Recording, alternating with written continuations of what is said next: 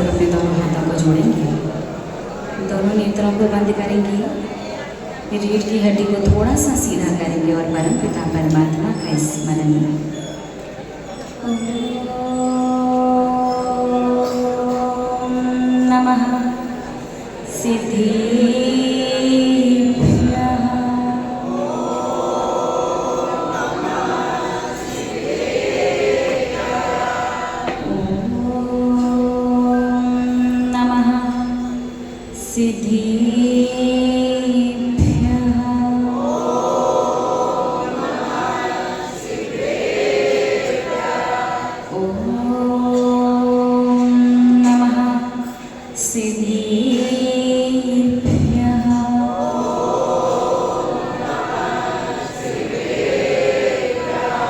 शिवं सुदृभूतं परं विश्वनाथं न देवो न बन्धुर् न करिमा न करिता न अङ्गं न सङ्गं न स्वेच्छा न कायं चिदानन्दरूपं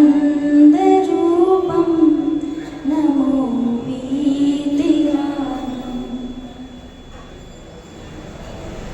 चिदानन्दरूपं नमो वीतिरागं चिदानन्दरूपं नमो वीतिरागं। जय बोलिए त्रिकालवर्ती त्रैलोक्य पूज्य विश्वाराध्य पंच परमेश्वरी भगवान की, आदि विधाता आदिम तीर्थंकर वृषभदेव श्री आदिनाथ भगवान की, मूल लाइन विराजमान गौरगम ठोक सभी जय श्री चिंतामणि पार्श्वनाथ भगवान की, विश्व वंदनीय भगवान महावीर स्वामी की, परम गुरु परम पिता परमात्मा 1008 श्री सिमंदर स्वामी भगवान की, 20वीं सदी के ब्रह्माचार्य मुनिकुल पितामह धर्म साम्राज्य नायक चारित्र चक्रवर्ती आचार्य भगवंत श्री शांति सागर जी मणिदास की, रत्नत्रयधारी तपोधन श्रेष्ठ परम श्रद्धेय परम पूजनीय मम शिक्षा दीक्षा गुरु गणियारिका श्री सौम्य नंदिनी माता जी की, अहिंसा प्रधान श्रीमद जैन धर्म की।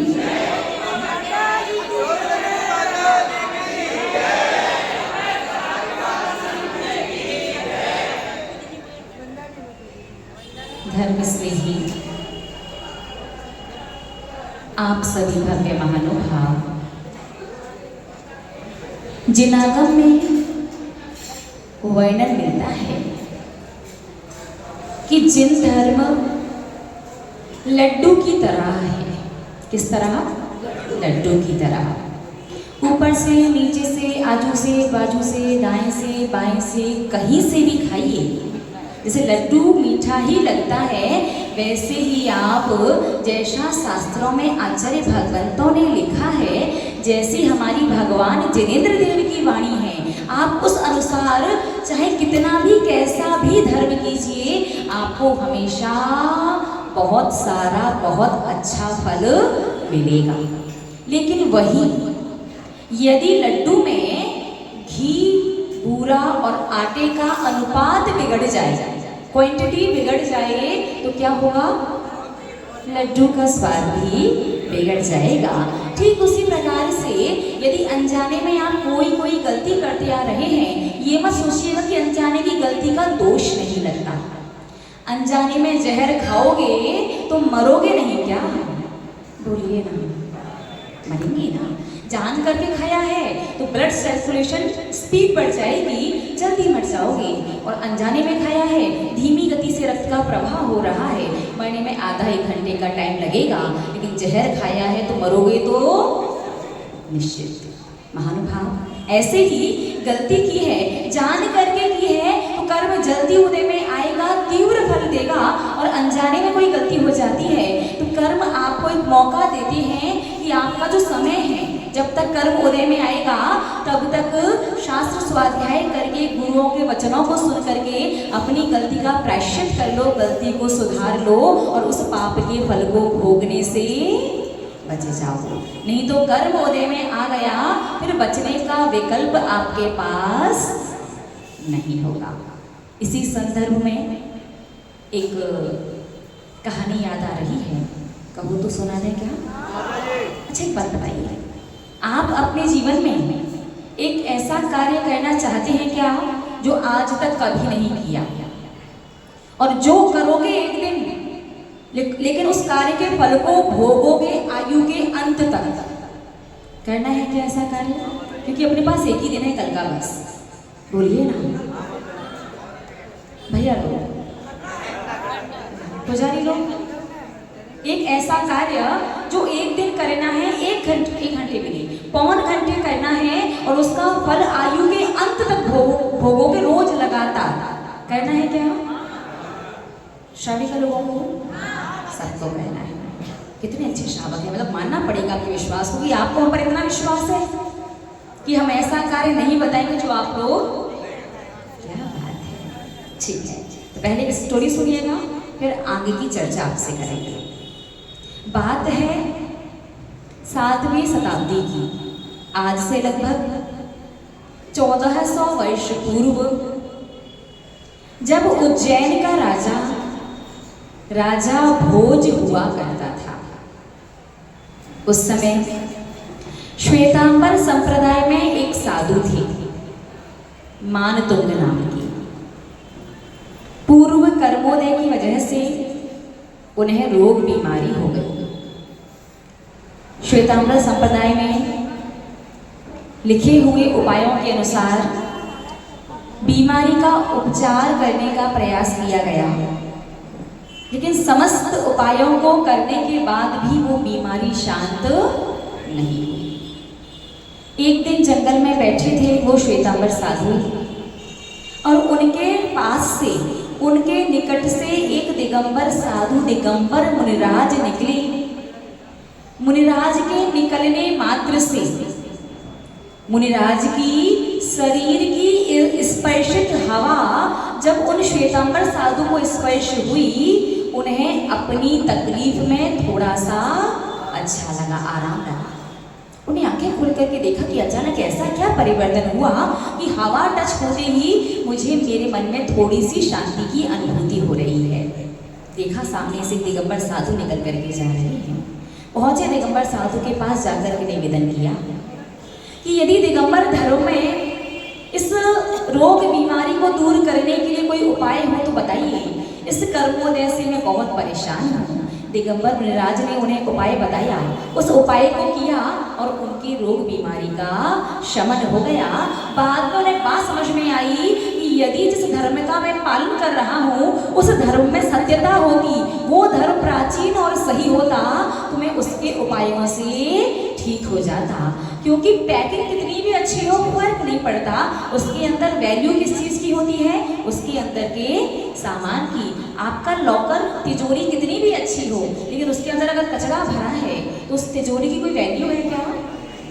वही बाहर से कुछ भी नहीं है, नॉर्मल सी टूटी फूटी सी जीर्ण शीर्ण से प्लाईवुड का एक लकड़ी का बॉक्स है, लेकिन उसके अंदर रत्न हो, हीरे हो, तो फर्क पड़ेगा या नहीं पड़ेगा?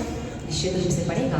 उन्हें समझ में आया कि आज जो मैं सही हुआ हूँ वो सही धर्म की वजह से ही हुआ हूँ। तो मानतुंग स्वामी ने आकर के दिगंबर जैन धर्म में दीक्षा ली थी। जब ये कहानी पूज्य गुरु माँ गरणी यारिका श्री सौम्य नंदिनी माता जी हमें पढ़ा रही थी, सुना रही थी, समझा रही थी, तब हमारे मन में एक प्रश्न आया था। कहो तो आपको बता दें क्या? बोलिए ना, बता दें। हमने पूज्य गुरुमा से प्रश्न किया कि गुरुमा, जैन धर्म में ऐसा क्यों है कि कोई भी उपाय कम से कम 21 दिन करो, 3 महीने करो, 6 महीने करो, 1, 2, 5 साल करो, तब जाकर के धीरे धीरे उसे उस धर्म का फल मिलना, समस्या का समाधान होना शुरू होता है। जबकि अन्य संप्रदाय और अन्य धर्मों को जब देखें तो समझ में आता है, जरा सा प्रसाद 2 रुपए की अगरबत्ती लेके जाओ, चढ़ाओ, प्रसाद लगाओ, अगरबत्ती माथा टेको और बहुत जल्दी कई बार काम हो जाता है। तो संसार को जब तुरंत अपने कार्य का फल दिखाई देने लगता है तो ऑटोमेटिक व्यक्ति का रुझान उस ओर होने लगता है। और जैन धर्म में 21 दिन से पहले तो बहुत मुश्किल है। आप प्रयास अच्छे से करो, आपका पुण्य प्रबल हो, विशुद्धि विशेष हो, तो जल्दी फल मिल भी जाए तो कम से कम 21 दिन का टाइम तो लेगा। उसके बाद 3 महीने, 6 महीने, 8 महीने, साल भर बहुत कॉमन सी बात है। और इतना पेशेंस हर किसी के अंदर नहीं होता। तो ध्यान से सुनिएगा पूज्य गुरु माँ ने क्या कहा। पूज्य गुरु माँ ने कहा कि शरीर में कोई विशेष रोग और बीमारी हो जाए जिसकी बहुत तकलीफ उस जीव को, क्या कोई विशेष बड़ा गंभीर कोई रोग या बीमारी हो जाए, उस समय पेन किलर खाई जाए तो क्या होता है, थोड़ी देर के लिए ऐसा लगता है कि बड़ा अच्छा, बिल्कुल दर्द वर्द सब गायब, बिल्कुल ठीक हो गए। लेकिन ठीक होते हैं क्या? नहीं। उस दर्द का एहसास खत्म हो जाता है। जैसे ही दवाई का असर खत्म हुआ, दर्द कई और गुना ज्यादा परेशान करने लगता है। धर्म स्नेही महानुभाव, पूज्य गुरु माँ ने कहा अन्य मतांतर धर्म या संप्रदाय जो हैं वो पेन किलर की तरह है, तुरंत करने से लगता तो है कि समस्या का समाधान हो गया, लेकिन थोड़ा रुकिए, पुण्य का उदय आपका आया था जिससे आपको लगने लगा समस्या का समाधान हो गया। इस पुण्य को उदय को समाप्त होने दीजिए। अब कर्म और विकराल भयंकर रूप में आकर के आपको परेशान करेगा। वही हमारा जैन धर्म सर्जरी की तरह है। तो किसी भयंकर रोग बीमारी के निदान के लिए आप ऑपरेशन करवाते हैं, सर्जरी करवाते हैं, माना कि 5-6 महीने तकलीफ सहन करनी पड़ेगी, 5-6 महीने आपको पथ्य का पालन करना पड़ेगा, 5-6 महीने परहेज से रहना पड़ेगा, लेकिन उसके बाद उस रोग बीमारी से हमेशा के लिए मुक्ति मिल जाएगी। ठीक वैसे ही हमारे जैन धर्म के उपाय थोड़े लंबे और थोड़े धीमे से असर करते हैं, लेकिन सर्जरी की तरह असरकारी हैं। एक बार उपाय किया, जीवन भर के लिए उस प्रकार के कर्म से हमेशा के लिए छुट्टी हो जाती है। इसीलिए महानुभाव, जैन धर्म करते समय कभी भी पलट करके बार बार अपने फल को, पुण्य को मत देखो कि फल आ रहा कि नहीं आ रहा, कहाँ रह गया। आप तो कुछ कार्य हैं जो आप बस करते रहो, आपके जीवन में आनंद मंगल बना रहेगा। तो बात चल रही थी आचार्य भगवंत मानतुंग स्वामी की 7वीं शताब्दी की। मानतुंगाचार्य ने जिन दीक्षा ली, उज्जैन का राजा भोज और राजा भोज की सभा का प्रमुख विद्वान कालिदास एक दिन एक 5-6 वर्ष का बालक राजा भोज के दर्शन करने, उससे मिलने, भेंट करने उसकी राज्यसभा में गया। राजा के सामने जाकर के 4 लाइन की संस्कृत की एक राजा की स्तुति बना करके राजा को प्रणाम किया। राजा भोज के बारे में जगत प्रसिद्ध है कि राजा भोज संस्कृत विद्या प्रेमी राजा था, संस्कृत विद्या से उसे बड़ा अनुराग था। जब राजा भोज ने सुना कि ये 4-5-6 वर्ष का बालक ठीक मेरे सामने खड़े होकर के 2 मिनट में संस्कृत की 4 लाइन बनाकर के मुझे सुना रहा है, तो इसका गुरु कितना ज्ञानी होगा, मुझे इसके गुरु से मिलना चाहिए।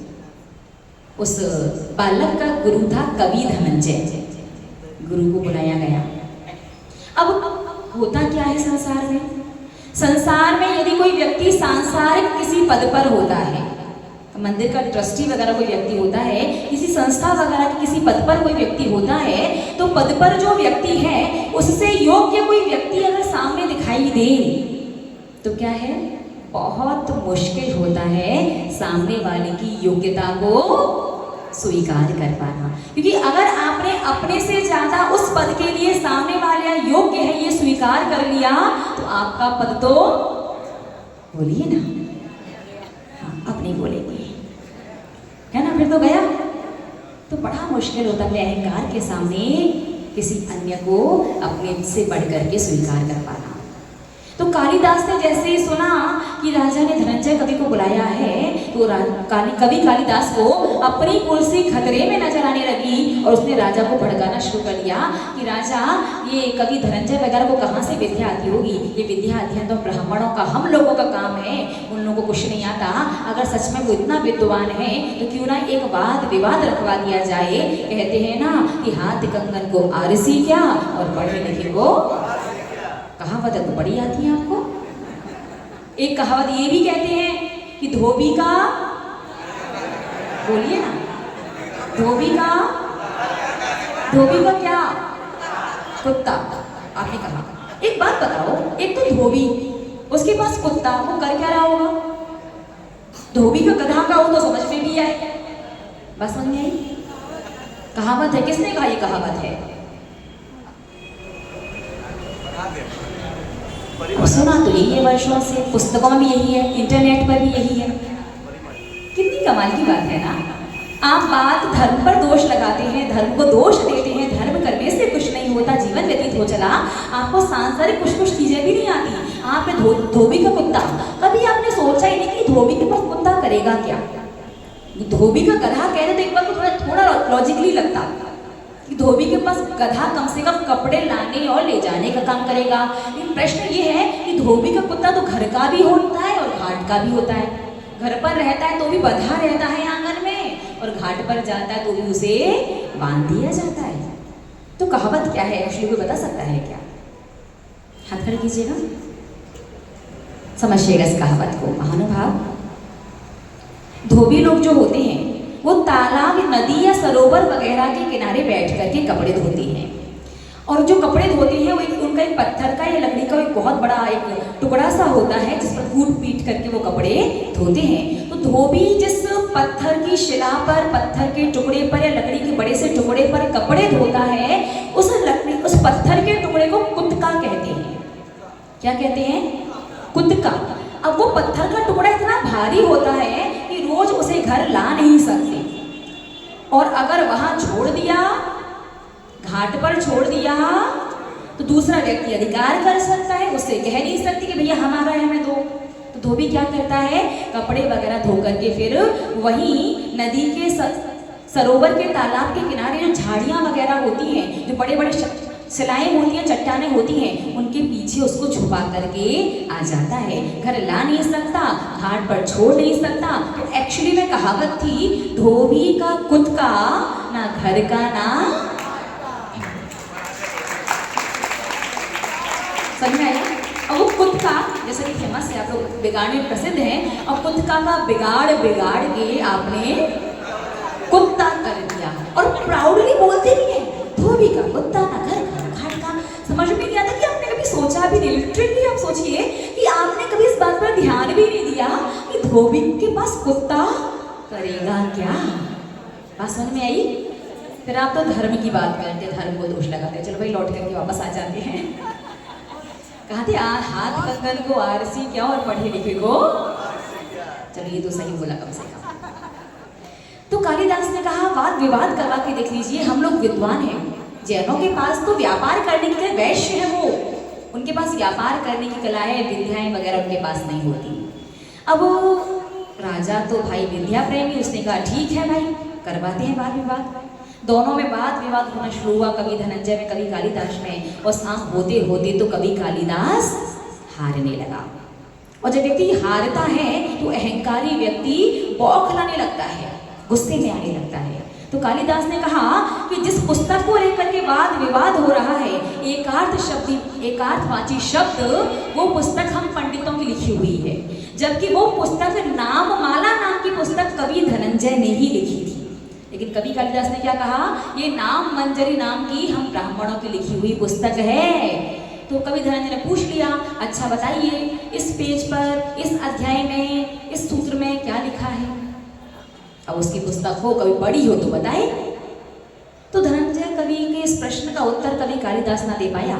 तो कवि कालिदास ने कहा कि इसका और मेरा तो कोई लेवल ही नहीं है भाई, मैं तो बहुत ऊपर का विद्वान हूँ, मैं इससे वाद विवाद नहीं करूँगा, मैं तो इसके गुरु से वाद विवाद करूँगा। क्योंकि कवि धनंजय के गुरु थे आचार्य भगवंत मानतुंग स्वामी। कवि कालिदास बोला, अरे भाई इसके गुरु तो इतने गरीब कि उनके पास तो पहनने के लिए कपड़ा तो छोड़ो, चिंदी भी नहीं है। इतने गरीब हैं कि भोजन करने के लिए बर्तन भी नहीं है, हाथों में खाते, और तो कुछ पूछो मत गरीबी की, कि 2 वक्त का भी ठिकाना नहीं है, इसलिए एक टाइम से काम चलाते हैं। महानुभाव, कई बार श्रावक को भी लगता है कि साधु बनना बस यूं ही गृह त्याग करके आओ, श्रीफल चढ़ाओ, गुरु को संस्कार करते हैं, साधु बन जाते हैं। इतना आसान है क्या साधु बनना? अरे जिसे लगे कि साधु बनना तो बहुत आसान है, यूं ही बन जाते हैं, वो व्यक्ति 1 महीने, वैसे किसी को लगता है क्या? हाथ खड़ा करना। सबको पता है कितना मुश्किल कितना आसान है? अगर जिस दिन लगे कि हाँ साधु बन गए ठीक है कुछ भी कर सकते हैं, फिर तो बस 1 महीने गर्मी का, भयंकर गर्मी जेठ का महीना, और 1 महीने पूस का महीना भयंकर सर्दी का, 1 महीने साधु की चर्या पाल के दिखा देना, केस नौच करना, एकाशन करना और नंगे पांव विहार करना, पता चल जाएगा पूरे 12 महीने साधना कैसे की जाती है। किसी ने कहा है बहुत अच्छी पंक्तियां कि साधु बनना खेल नहीं है बच्चों का, और तेल निकल जाता है अच्छे अच्छों का। तो कहा कवि कालिदास ने, मैं इससे नहीं, मेरा लेवल तो उसके गुरु जैसा है, मैं इसके गुरु से वाद विवाद करूंगा। जब राजा को पता चला कि कवि धनंजय इतना विद्वान है और इनसे विद्वान भी कोई संसार में है, तो कवि कालिदास की बात को सुनकर के राजा भोज के मन में आचार्य मानव गोस्वामी से मिलने की इच्छा प्रकट हुई। उसने अपने राज सेवकों को जंगल में भेजा कि आचार्य मानव गोस्वामी को लेकर के आओ। सेवक गए, जाकर के आचार्य भगवंत से कहा कि चलो राजा ने आपको याद किया है। तो साधु जीवन में 2 की ही आज्ञा मानते हैं, एक प्रभु की, एक गुरु की। प्रभु की आज्ञा अनुसार चलते हैं, जैसे उनकी वाणी में आया, जिन वाणी में लिखा वैसा करेंगे। दूसरा की दीक्षा गुरु आगम के अनुकूल उन्हें जैसा मार्ग बताएंगे उस अनुसार चलेंगे। लेकिन श्रावक की आज्ञा, लेकिन श्रावक को तो लगता है साधु को हम लेकर के आए हैं तो सारे अधिकार हमारे हैं, है ना। जब साधु आते हैं नगर में तो पूरे अधिकार से प्रत्येक श्रावक जानता है कि साधु किसी भी श्रावक के घर पर 3 निमित्तों से जा सकते हैं, 3 कारण, 3 वजह से जा सकते हैं। पहला कारण घर पर चौका हो, दूसरा कारण घर पर कोई ऐसा वृद्ध व्यक्ति हो कि उम्र पूरी हो गई है, इतना बीमार है कि साधु के पास तक नहीं जा रहा, तो समाधि का संबोधन देने के लिए साधु श्रावक के घर पर जा सकते हैं। और तीसरा कारण, यदि आपके घर में भगवान की प्रतिष्ठित प्रतिमा विराजमान है, गृह चैत्यालय है, तो साधु दर्शन करने जा सकते हैं। अन्य कारणों से श्रावक के घर साधु नहीं जाते। मूलाचार ग्रंथों में साधु के विहार के 6 मुख्य कारण लिखे हुए हैं कि किन किन कारणों से साधु विहार वगैरह कर सकते हैं। आचार्य भगवंतों ने भगवान जिनेंद्र देव की आज्ञा तो इस प्रकार से आई है कि यदि बिना कारण के साधु किसी गृहस्थ श्रावक के घर जाते हैं, वो साधु बड़े प्रायश्चित का अधिकारी बनता है। आप निवेदन करें थे ना, बागड़ में तो बहुत परंपरा है और हमने आपके बंगाल में भी देखी है, दोनों एक ही नाम राशि। बागड़ में पगलियां करने की परंपरा है। साधु सामने से निकलता है तो श्रावक कहता है हमारे घर में, फैक्ट्री में, दुकान में, ऑफिस में, वो पैर ऐसे जाके घूम करके आ जाए। क्यों भाई, क्या होता है इससे? कोई बताएगा क्या होता है? कैसी बात करिए माता जी, गुरु के चरण घर पर पड़ जाते हैं, उससे तो घर में आनंद ही आनंद, उनकी पुण्य वर्गनाएं, उनके चरणों की रज मिल जाएगी। बिल्कुल गलत सोच है अगर आप इस प्रकार से सोचते हैं। अगर एक महाव्रती की चर्या में दोष लगवा करके आप अपने घर पर, दुकान में, मकान में, ऑफिस में, कहीं भी लेकर के जाते हैं, और कभी कोई साधु किसी परिस्थिति की वजह से या किसी कारण की वजह से आप मतलब आपकी बात का मान रख के भैया ठीक है आप श्रावक या भक्त किसी भी वजह से अगर कभी जाता भी है, वो साधु प्रायश्चित का अधिकारी बनता है। और प्लस आपके घर में किसी प्रकार का एक आंशिक भी उस साधु की तपस्या का, साधना का फल उस घर, उस ऑफिस, उस दुकान, उस फैक्ट्री में उसके मालिक को नहीं मिल सकता। तो जिस कार्य की वजह से साधु प्रायश्चित का अधिकारी बने, उस कार्य का पुण्य फल श्रावक की सत्ता में कभी नहीं आता। महानुभाव, इससे श्रेष्ठ तो ये है कि आप अपने घर की, दुकान की, ऑफिस के बाहर अच्छे से उनका पाद प्रक्षालन कीजिए और उनके उस चरणों के जल को अपने घर में, ऑफिस में, यहाँ वहाँ थोड़ा सा छिड़क दीजिए। उनके पुण्य की वर्गणाएं आपके घर तक जरूर पहुँच जाएंगी।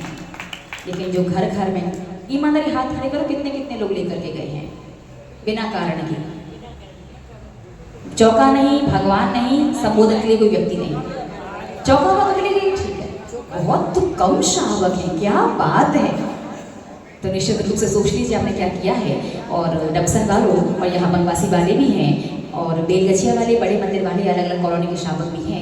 हम सबसे यही कहेंगे कि पंचम काल की परिस्थितियाँ ऐसी हो गई हैं, कई बार श्रावक इतना बाध्य करता है या सामने इस प्रकार की परिस्थिति होती है कि शायद कुछ साधु चले भी जाते हों। लेकिन हम यही कहेंगे कि अगर अपने पुण्य को अनंत गुणा के हिसाब से बढ़ाना चाहो कितना मल्टीप्लाई करना चाहो पुण्य को?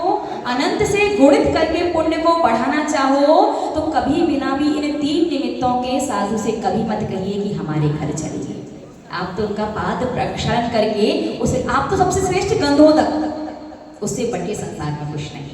फिर भी लगे कि साधु के चरणों की रज भी मेरे घर तक पहुंचनी चाहिए, जब भी उनका पाद प्रक्षालन हो उस जल को थोड़ा सा घर ले जाइए, उसे घर में छिड़क दीजिए। पूरा पूरा पुण्य अनंत गुना ज्यादा। वो जो साधना कर रहे हैं उन्होंने अपने जितनी भी दीक्षा काल में जितनी भी संयम की साधना की है, पाद प्रक्षालन करके उस जल को घर पर छिड़कने से भी 16% उनकी पूरी जीवन की संयम साधना का 16% असर आपके घर पहुंच सकता है। ये बढ़िया है।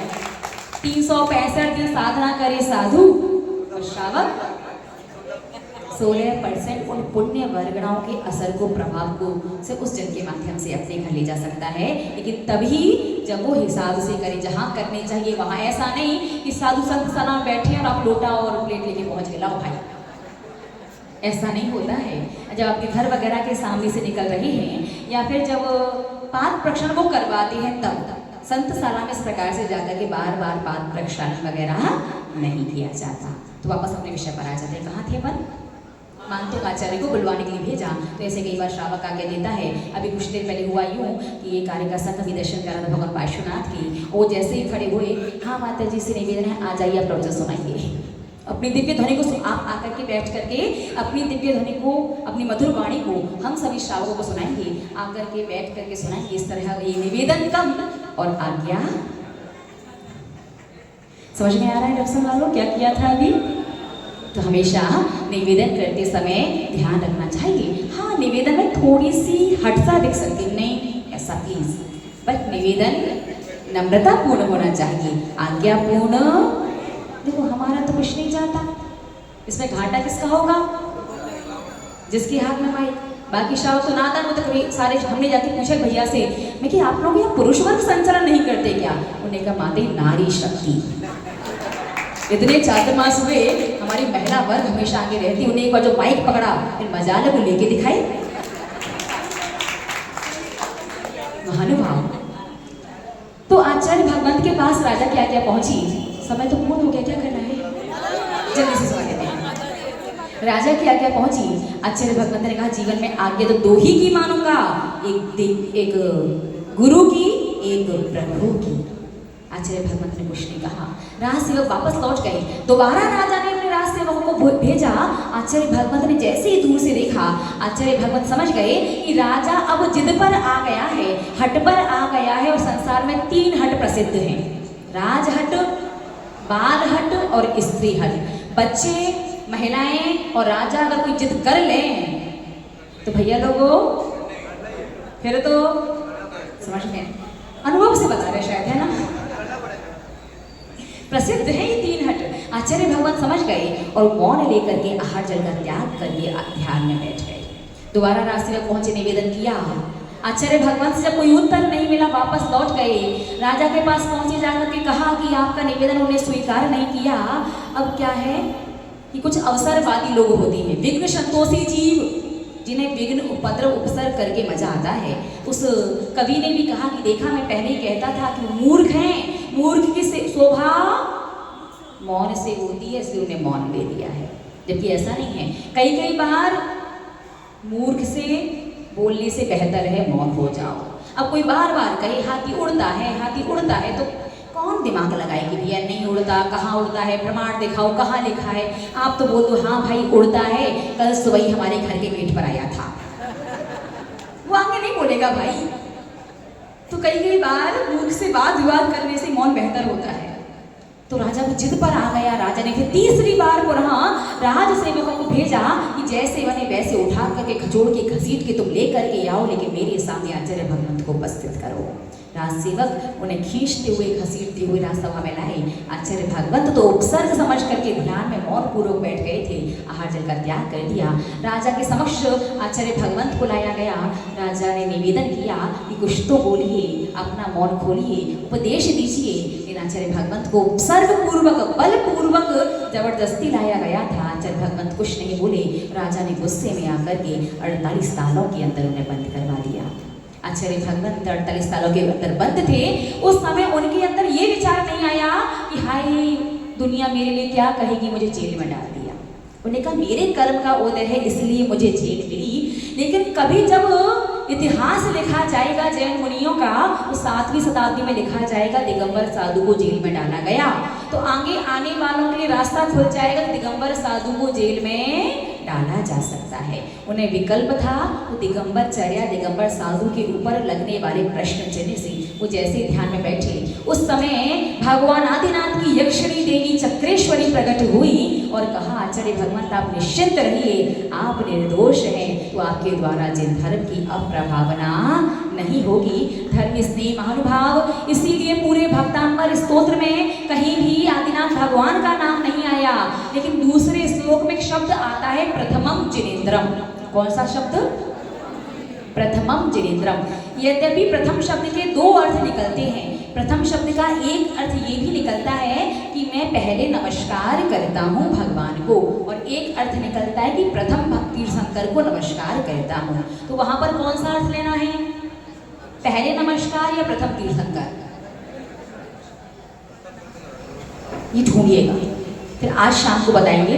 बाकी जो के समय बहुत ज़्यादा हो रहा है, अपनी बात को कंप्लीट करते हैं कि भगवान आदिनाथ का स्तोत्र ही क्यों है भक्तांबर, कैसे पता चलता है, शाम को बताएंगे आज। तब तक वापस विषय पर आते हैं। आचार्य भगवंत ने आंखें बंद की और अपने मस्तिष्क में 48 काव्यों की रचना करके एक स्तोत्र बनाया, और जैसे ही स्तोत्र की रचना पूर्ण हुई कि पूरे के पूरे तारे एक साथ खुल गए। महानुभाव याद रखना, ये एक संयोग मात्र है कि 48 ताले और भक्तांबर स्तोत्र में 48 ही काव्य, एक एक काव्य से एक एक ताला नहीं खुला था। पर्टिकुलर 46 नंबर 46 नंबर के काव्य से सारे के सारे ताले एक साथ खुल गए थे। आचार्य भगवंत जेल से बाहर आकर के बैठे, सेवकों ने देखा बाहर कैसे आ गई, उन्हें जेल में डाला। एक एक ताले को 3-3 बार चेक किया, लेकिन थोड़ी देर बाद देखा कि आचार्य भगवंत पुनः बाहर आ चुके हैं। जाकर के राजा को समाचार दिया गया कि हमने अच्छे से ताले लगाए थे, लेकिन पता नहीं ताले अपने आप कैसे खुल जाती हैं। तीसरी बार पुनः आचार्य भगवंत को जेल में डाला और राजा ने खुद अपने हाथ से ताले लगा करके तालों को चेक किया, लेकिन जैसे ही आखिरी ताला लगा कि सारे ताले एक साथ खुल गए। तीसरी बार पुनः पाठ करने से भक्तामृत स्तोत्र का आचार्य भगवंत पूरे बंधन से मुक्त होकर के बाहर आकर के बैठ गए। राजा भोज को अपनी गलती का एहसास हुआ, आचार्य भगवंत के सामने क्षमा याचना की। आचार्य भगवंत समझ गए कि जब उपसर्ग करने वाला क्षमा मांग ले, इसका अर्थ है उपसर्ग समाप्त हो चुका है, टल चुका है। आचार्य भगवंत ने अपना मौन बोला, उपदेश दिया, और उनके एक उपदेश का ऐसा असर हुआ कि राजा भोज ही नहीं, पूरा समस्त उज्जैन नगर जैन बन गया। प्रत्येक व्यक्ति ने जैन धर्म स्वीकार किया। आचार्य भगवंत का तो उद्देश्य भी नहीं था 48 ताले खोलने का, लेकिन पढ़ने मात्र से एक बार पढ़ा, एक बार खुला, 2 बार पढ़ा, दूसरी बार खुला, 3-3 बार जेल में डाला, 3-3 बार ताले खोले। और हम तो आपको चैलेंज करते हैं कि आप पूरा जीवन हो गया भक्तामर पढ़ते पढ़ते एक कागज का ताला खोल के दिखाओ, मुश्किल है। आज इतना भक्तांबर पढ़ते हैं, इतनी भक्तांबर की आराधना करते, इतना सब कुछ करते हैं, फिर भी रंच मात्र भी उसका फल प्राप्त नहीं कर पा रहे हैं। महानुभाव आपने कभी ध्यान दिया क्या, जैसे अगर इस बिल्डिंग के लाइट का मेन स्विच ऑफ हो तो बोर्ड के स्विच ऑन करने से ये लाइट पंखा वगैरह ये फंक्शंस वगैरह काम करेंगे क्या? नहीं करेंगे। और मेन स्विच ऑन हो तो जीवन में दिन भर में कभी भी जब भी आप बोर्ड के स्विच ऑन करेंगे ये सारा फंक्शन वगैरह सब कुछ काम करेगा। धर्म स्नेही महानुभाव, आज इतना भक्तांबर पढ़ने के बाद भी संसारी प्राणी को उसका फल नहीं मिल पा रहा है, उसका सबसे बड़ा कारण भक्तांबर स्तोत्र बसंत तिलका छंद में है। और हाथ खड़े कीजिएगा, कितने लोग बसंत तिलका छंद में भक्तांबर स्तोत्र पढ़ते हैं? 2 श्रावक पढ़ते हैं, चलेगा तो मंजू जी से पूछ लें। हाँ, भक्तांबर स्तोत्र बसंत तिलका छंद में पढ़ते हैं ना? अच्छा, एक श्राविका, क्या बात है। एक आप छंद पढ़ के सुनाएंगे? अच्छा अच्छा, हमसे सीखा है।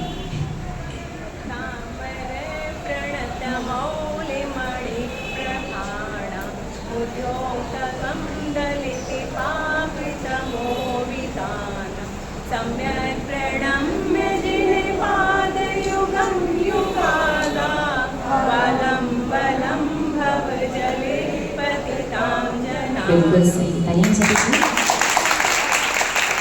ये तर्ज है बसंत तिलका। छंद का अर्थ है तर्ज, पढ़ने की टोन कैसी होनी चाहिए, इसी टोन में पढ़ते हैं। धर्म स्नेह महानुभाव, जीवन में ध्यान रखिए। आचार्य भगवंतों के शास्त्रों का जब अध्ययन करोगे तब आपको पता चलेगा चरणान्योग रूपी माँ। 5 मिनट का टाइम लास्ट और ले रहे क्या? चरणान्योग रूपी माँ लेप की तरह, जैसे ट्यूब, विक्स, बाम वगैरह कोई लगाने से भी शरीर की तकलीफ कम हो जाती है। निकाल करके कोई भी दे, लेकिन वो ट्यूब, विक्स या बाम लगना किसको चाहिए? जिस व्यक्ति को तकलीफ है। आपने कभी देखा है कि जब भगवान की सामूहिक पूजन होती है, अर्घ चढ़ता है, तो प्लेट में एक व्यक्ति अर्घ रखता है, सब लोग हाथ लगा लेते हैं। हाथ तो लोग ऐसे लगाते हैं, ऐसा लगता है कि अर्घ चढ़ाने का पूरा पुण्य उन्हीं की सत्ता में जाएगा। गलत। माना कि अलग अलग प्लेट की व्यवस्था नहीं हो सकती। यद्यपि सभी को अपने अपने हाथों में या प्लेट में लेकर के अपना अपना अर्घ समर्पित करना चाहिए। फिर भी यदि ऐसी व्यवस्था संभव नहीं है कि अलग अलग अपने हाथ में लेके या अलग अलग प्लेट से लेकर के अर्घ चढ़ाओ, तो एक ही प्लेट में हाथ लगा के अर्घ चढ़ा सकते हैं। लेकिन याद रखिए, इस घर का एक ही व्यक्ति 10 लोगों का भोजन लेकर के बैठ जाए, वो सबका हिस्से का खाना खाए, बाकी 9 लोग उसके हाथ में हाथ लगाएं, 9 लोगों का पेट भरेगा क्या?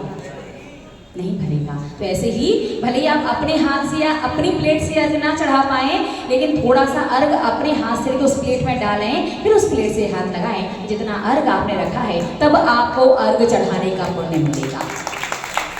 तो चरणान्योग रूपी माँ जिनवाणी यही कहती है, लेप की तरह जैसे तकलीफ है, ट्यूब, विक्स, बाम कोई भी निकाले, लेकिन लगना उसी व्यक्ति के शरीर पर चाहिए जैसे तकलीफ है, वैसे ही प्लेट में हाथ लगाओ भले ही, लेकिन अर्घ आपके हाथ से उसमें थोड़ा बहुत, जरा से 4 चावल रख देना, आपके हाथ से उसमें द्रव्य रखी जानी चाहिए। महानुभाव, आचार्य भगवंतों ने कहा है कि अगर दीपार्चना भक्तांबर अनुष्ठान होता है, उसमें भी क्या करते हो?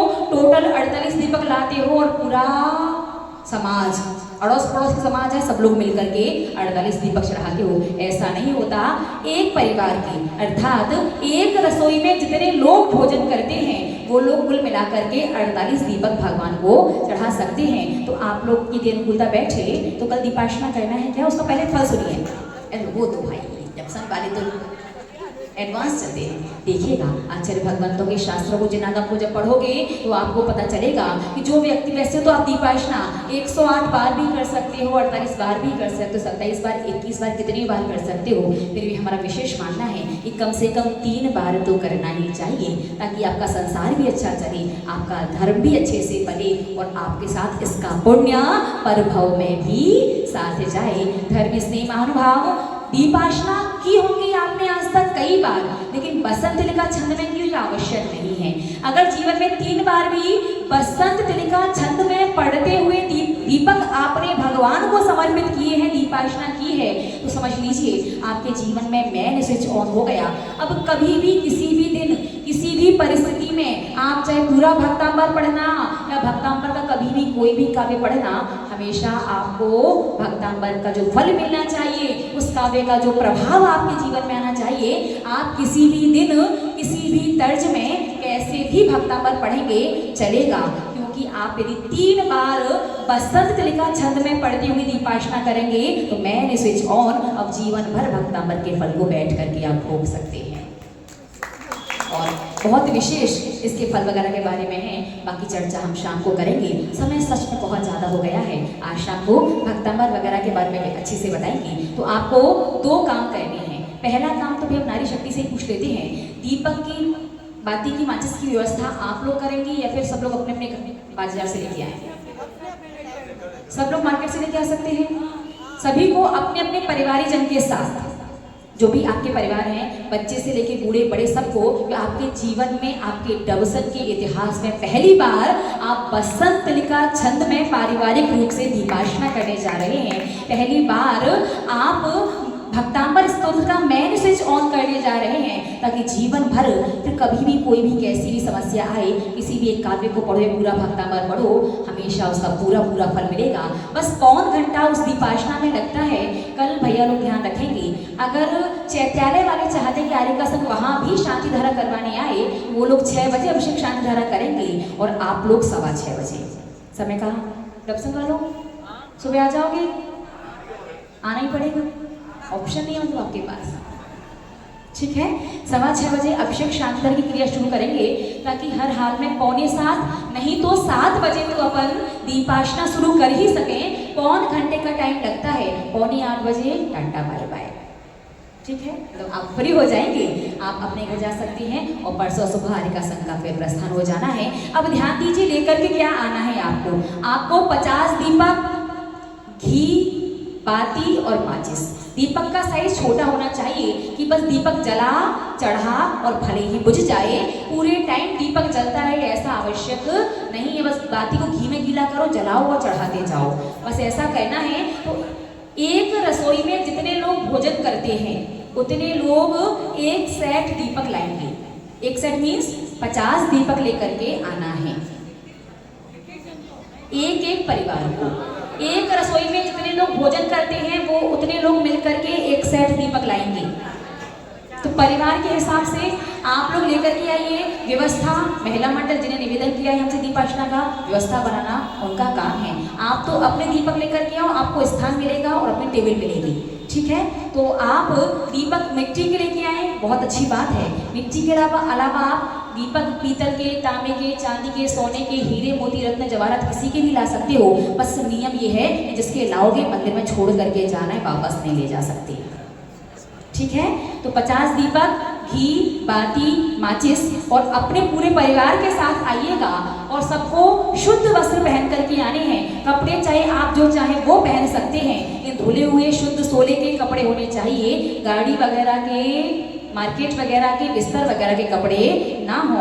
घर दूर है, गाड़ी से आना है तो अपना कपड़े का पैकेट लाइए और जहाँ भी रिसेप्शन वालों से पूछ लीजिएगा, चेंज करने की व्यवस्था जहाँ हो वहाँ चेंज करके उस अनुष्ठान में सम्मिलित होना है। 6:45 या 7 अनुष्ठान का टाइम है। जब श्री जी की प्रतिमा का परिमार्जन हो जाएगा सभी का, तब अपन अनुष्ठान को शुरू करेंगे। तो कल भैया लोग ठीक व्यवस्थित ढंग से कि हर हाल में 5:55 पर आप लोग सब कुछ से फ्री हो जाओ, इस प्रकार का सबको। ठीक है ना भैया लोग? ये तो सभी लोग क्या लेकर के आएंगे अपने अपने परिवार के साथ? 50 दीपक, घी, बाती और माचिस। एक रसोई में जितने लोग भोजन करते हैं उतने लोग कुल मिलाकर के एक एक दीपक में हाथ लगा करके 50 दीपक चढ़ेंगे। उस दीपाशना का महत्व तो क्या है, फल क्या है, क्या मायने हैं, क्या फल मिलता है, शेष चर्चा शाम को करेंगे। तब तक लीजिए बोली परम श्रद्धेय परम पूजनीय मम शिक्षा दीक्षा गुरु गणनी हरिकर श्री सौम्यनंदिनी माता जी की। और ये अनुष्ठान होने के पीछे कहीं ना कहीं एक बहुत बड़ा हाथ और बहुत बड़ा आप लोगों का साथ कहेंगे आपके समाज के भैया जी नमो प्रतिमाधारी जी का भी है। उन्हें पहले दिन कहा था कि माता जी मैंने थोड़ा सा सुना है यूट्यूब पर और लोगों से भी सुना है, वो पसंद तेरेगा छंद की दीपाशना। अगर अवसर मिले तो आप एक बार जरूर करवाइएगा। तो उनके पुण्य की भावों में अनुमोदन कीजिए। आसन कर दीजिएगा दोनों ने, तो जोड़िएगा दोनों हाथ लयबद्ध तरीके से ताली बजाते हुए अरे हम का पाठ। अरे हम मेरे हम मेरे हम मेरे हम मेरे हम मेरे हम मेरे हम मेरे हम अरे हम मेरे हम मेरे हम मेरे हम अरे हम मेरे हम मेरे हम मेरे हम अरे हम मेरे हम अरे हम मेरे हम अरे हम मेरे हम मेरे हम मेरे हम मेरे हम मेरे हम अरे हम मेरे हम मेरे हम मेरे हम मेरे हम मेरे हम अरे हम मेरे हम मेरे हम मेरे हम अरे हम मेरे हम मेरे हम मेरे हम मेरे हम।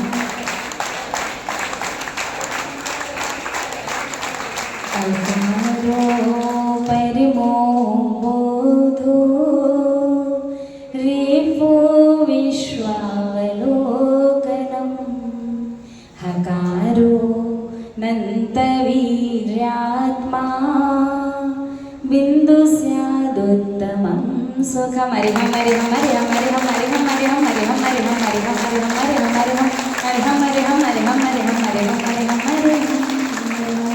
दोनों हाथों को आपस में रख लीजिएगा। दोनों हाथों की हथेलियों को सबसे पहले आंखों पर लगाएंगे। मस्तिष्क का स्पर्श करते हुए सिर का स्पर्श करेंगे, मुख का स्पर्श करते हुए गला और गर्दन, दोनों कंधों का स्पर्श करते हुए दोनों हाथ, पीठ का स्पर्श करते हुए नाभि और दोनों पैरों का स्पर्श करते हुए कमर का स्पर्श करें, पूरे गांवों को जितनी सुबी। और ध्यान रखिएगा ये भक्तामर अनुष्ठान सिर्फ एक धर्म नहीं है, सिर्फ हमारे अशुभ कर्मों पर नहीं, हमें सांसारिक कि आप लोग जानते हैं यद्यपि भक्तामर हमारे आत्म कल्याण के लिए है, फिर भी भक्तामर स्तोत्र में वर्तमान जितनी भी परिस्थितियां हैं, व्यापार में घाटा हो जाता है, व्यापार अच्छा नहीं चलता है, पैसे आते हैं टिकते नहीं है, स्वास्थ्य में बहुत ज़्यादा खर्च होता है, परिवार में शांति नहीं है, भोजन की दिक्कत है, या शरीर में कोई विशेष रोग बीमारी है, बच्चों का पढ़ने मन नहीं लगता है, मोबाइल का डिस्ट्रैक्शन बहुत ज़्यादा है, बच्चे बड़ों की बात नहीं मानते हैं, बड़ों में बच्चों में आजकल बॉन्डिंग जो कहते हैं, अंडरस्टैंडिंग जो कहते हैं, वो चीज़ें नहीं है, जो भी जैसी भी सांसारिक जितनी भी समस्याएं हैं, आप 3 दीपासना बसंत का छंद में 3 अनुष्ठान कर लो, निश्चित रूप से बहुत सारा परिवर्तन आएगा। 3 तो जब कर पाओगे तब कर पाओगे, कल पहला अनुष्ठान आपके रक्षा में होने वाला है, कोशिश करना उसमें पूरे परिवार के साथ अवश्य बैठना है, ठीक है।